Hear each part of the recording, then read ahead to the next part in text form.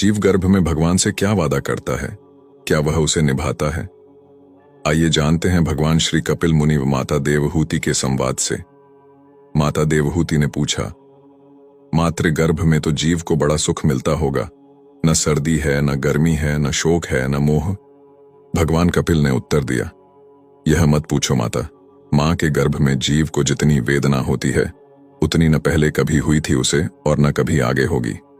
गर्भवास समम दुहकम न भूतो न भविष्यति। इतना कष्ट होता है। हजारों छोटे छोटे जीवाणु कीटाणु जो मातृ गर्भ में पलते हैं, ये जीव के कोमल त्वचा को काटते हैं।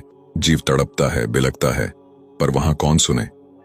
यदि मां चटपटी वस्तु का सेवन कर ले तो इसको कष्ट होता है। मां कभी गर्म वस्तु का सेवन कर ले तो इसे दुख पहुंचता है। 7वां महीना आते ही जन्म जन्मांतर के कर्म इसको याद आते हैं और भगवान की स्तुति करने लगता है।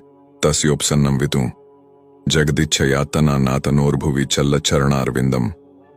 अर्थात परमात्मा से कहता है कि हे भगवान, एक बार मुझे इस गर्भ से निकालो, गर्भ से बाहर करो प्रभु।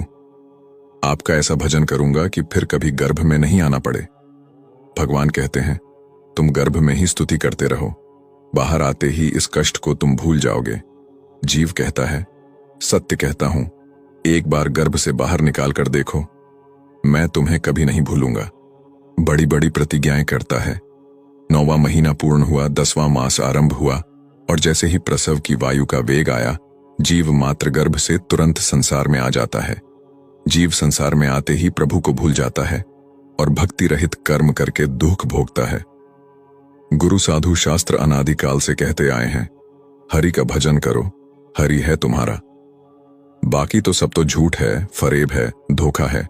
बुद्धिमान व्यक्ति ही हरि भजन कर सकता है। श्रीमद् भागवतम में भी यही उल्लेख है। जीव को मातृ गर्भ में इतना पीड़ा होता है कि वह भगवान को स्मरण करने लगता है। सोचिए कि हमें कोई अगर बंद कोठरी के अंदर 1 महीने के लिए रखेगा तो क्या होगा। हमारा शरीर अनित्य है, पर अंदर जो जीवात्मा है वह कभी नहीं मरता है। क्योंकि जीवात्मा भगवान का अंश है, इसलिए वह भगवान को हर समय स्मरण करता है। परंतु इसे कोई भौतिक शरीर मिलता है और कोई ऐसी जगत में जन्म होता है तो उस जगत के वैष्णवी माया शक्ति के प्रभाव से वो भगवान को भूलकर उनके माया जगत में आसक्त हो जाता है। ऐसे ही जब जीवात्मा मातृ गर्भ में होता है तो वह भगवान को स्मरण करता है। फिर जब वो गर्भ से निकलकर संसार में आते ही उसका कष्ट कम हो जाता है। जीवन का उद्देश्य भूलकर समय को व्यर्थ किए जा रहे हैं। हमें समझना होगा कि जीवन प्राप्त क्यों हुआ है।